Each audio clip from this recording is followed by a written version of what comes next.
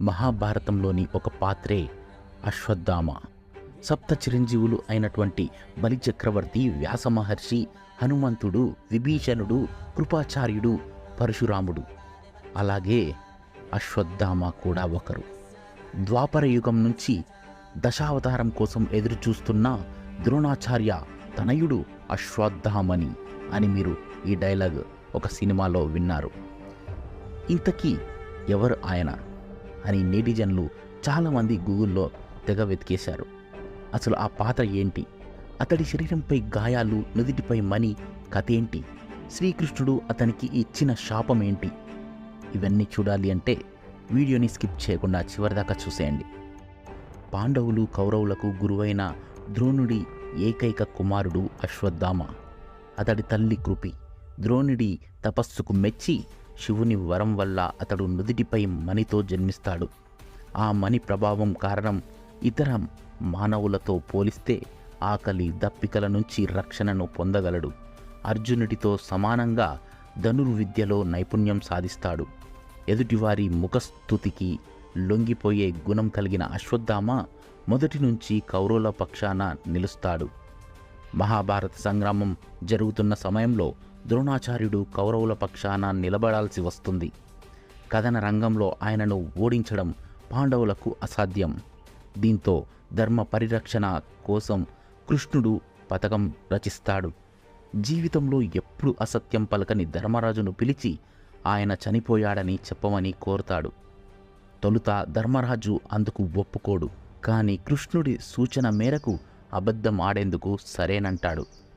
ద్రోణాచార్యుడు పాండవ సైన్యంపై తీవ్ర స్థాయిలో విరుచుకుపడుతున్న సమయంలో ఎదురుగా వచ్చిన ధర్మరాజు అశ్వత్థామ హతః అని గట్టిగా చెప్పి కుంజరహ అని నెమ్మదిగా వినబడకుండా అంటాడు. తన కుమారుడే మరణించాడనుకుని ద్రోణాచార్యుడు యుద్ధంలో అస్త్ర సన్యాసం చేస్తాడు. ఇదే అదనుగా భావించిన దృష్టద్యుమ్నుడు ద్రోణాచార్యుడిని చంపేస్తాడు. ఆ తర్వాత జరిగిన యుద్ధంలో కర్ణ, దుర్యోధనాదులు ఇతర కౌరవ సైన్యాన్ని మట్టుబెట్టి మహాభారత యుద్ధంలో పాండవులు విజయం సాధిస్తారు. తండ్రి మరణం, స్నేహితులైన కౌరవులు నశించడం సహించలేకపోయిన అశ్వత్థామ తీవ్ర కోపంతో రగిలిపోతాడు. పాండవులను ఎలాగైనా అంతం చేస్తానని దుర్యోధనుడి మరణానికి ముందు అతడికి మాట ఇస్తాడు.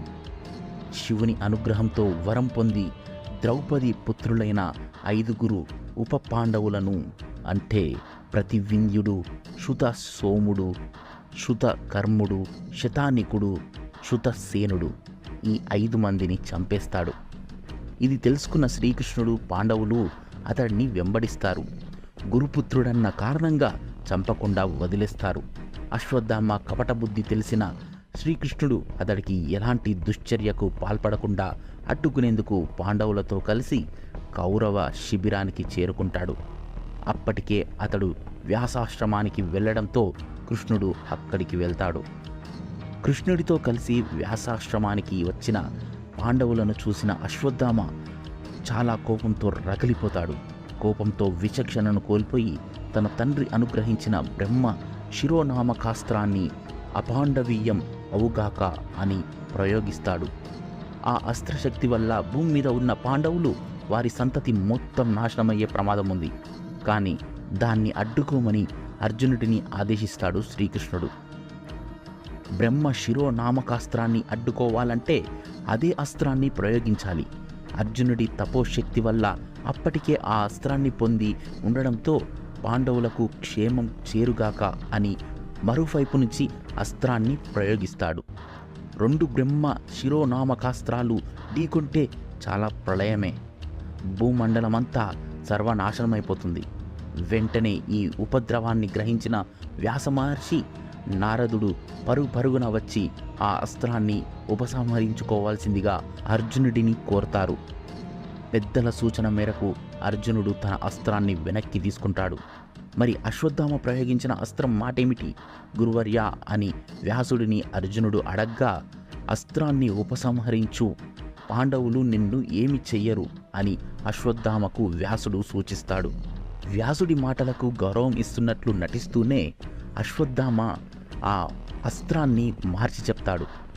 అదేంటంటే, పాండవేయ రాగగర్భాలు నశించుగాక అని అతడు తన అస్త్రాన్ని దిశ మారుస్తాడు. దాని ప్రకారమే పాండవులు భార్యలు కోడళ్ళు గర్భాలను ఆ అస్త్రం విచ్ఛిన్నం చేస్తుంది. అప్పుడు ఉత్తర ఒక్కతే గర్భంతో ఉండటంతో ఆమె గర్భం విచ్ఛిన్నమవుతుంది. అశ్వత్థామ కుటిల బుద్ధికి కోపోద్రిక్తుడైన శ్రీకృష్ణుడు అతడి తలపై ఉన్న సహజమణిని తీసి శపిస్తాడు. ఒంటి నుంచి రక్తం కారుతూ దుర్గంధంతో ఆహారం దొరక్క మండిపోతున్న శరీరంతో ఈ భూమి మీదే తిరుగు అని శపిస్తాడు. బ్రహ్మ శిరోనామకాస్త్ర ప్రయోగం వల్ల ఉత్తర గర్భంలో మరణించిన శిశువును కృష్ణుడు తన యోగ మాయతో ప్రాణం పోసి బతికిస్తాడు. ఆ బిడ్డ పుట్టిన తర్వాత ప్రతి ఒక్కరిని పరీక్షగా చూస్తుండడంతో అతడికి పరీక్షిత్ అనే పేరు పెడతారు బ్రాహ్మణులు. అన్ని విద్యలలో పరిపూర్ణమైన జ్ఞానం ఉన్నటువంటి అశ్వత్థామ రాగద్వేషాలు పెంచుకొని బంధుప్రీతి కారణంగా క్రోధం మూర్ఖత్వాలకు లోనై శాపగ్రస్తుడిగా మిగిలిపోతాడు. ఆయన జీవితం ప్రతి ఒక్కరికి ఒక గుణపాఠం. ఇప్పుడు అర్థమైంది కదా అశ్వత్థామ ఎవరు, అతని నుంచి మీరు నేర్చుకోవాల్సిన అంశం. ప్రతి ఒక్కరికి అంకితం. ఈ కథ మీకు నచ్చినట్లయితే ఖచ్చితంగా లైక్ చేయండి, షేర్ చేయండి. మరిన్ని వీడియోలు కావాలంటే సబ్స్క్రైబ్ చేసుకోండి. బెల్ ఐకాన్ ఉంటుంది, దాన్ని నొక్కండి. నోటిఫికేషన్ రూపంలో మేము పెట్టే ప్రతి కథ మీ ముందుకుంటుంది.